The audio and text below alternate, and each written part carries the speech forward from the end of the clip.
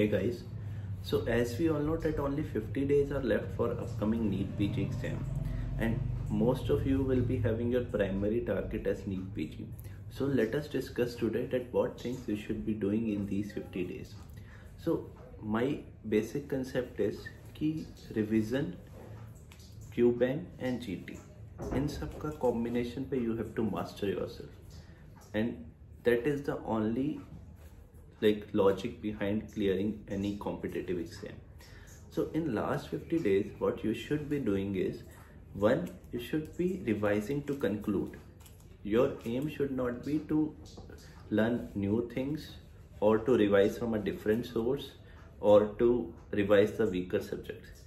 Your aim is just to revise the things that you have revised before, and your aim is to revise to conclude, because in last 50 days जो भी आपने last 7 to 8 months में पढ़ा है उस सबको conclude करना is the most important thing. because जो भी आपने पढ़ा है वो एटलीस्ट 1 month तक ही आपके मेमोरी में रहता है, एंड उसके बाद 40-50% चीज़ें तो बिल्कुल बाहर हो जाती हैं कि यार ये कब पढ़ा था, कहाँ से पढ़ा था, we don't even know that.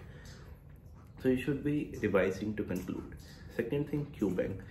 So at this point of time I would suggest कि आप QBank के अलग न्यू क्वेश्चंस करने से बेटर है just do the previous year questions of NEET PG and INICET as well as do the GT questions, क्योंकि GT questions को भी रिव्यू करना होता है. So just don't go for new QBank questions, okay, just go for the PYQs and the GT question.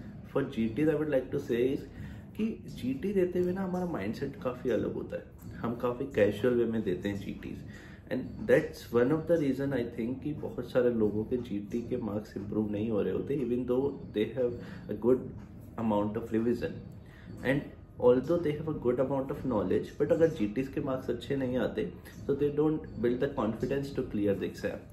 सो अब से in the last 50 to 60 days जब भी आप GT दो, just don't give it casually. Sit in an environment, stay there for the complete amount of time. बहुत बार हम GT जल्दी submit करके छोड़ देते हैं. So try to complete the GT in before time, but take the time to revise.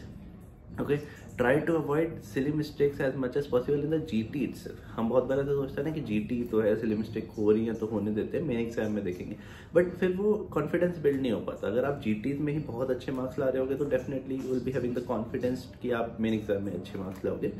So don't give GTs casually, okay.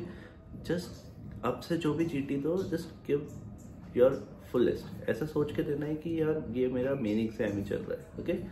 तो बिल्कुल silly mistake उसमें अवॉइड करनी है. जो स्ट्रेटेजी आप मेन एग्जाम में लेके जाने वाले हो उसी स्ट्रेटेजी से करना है.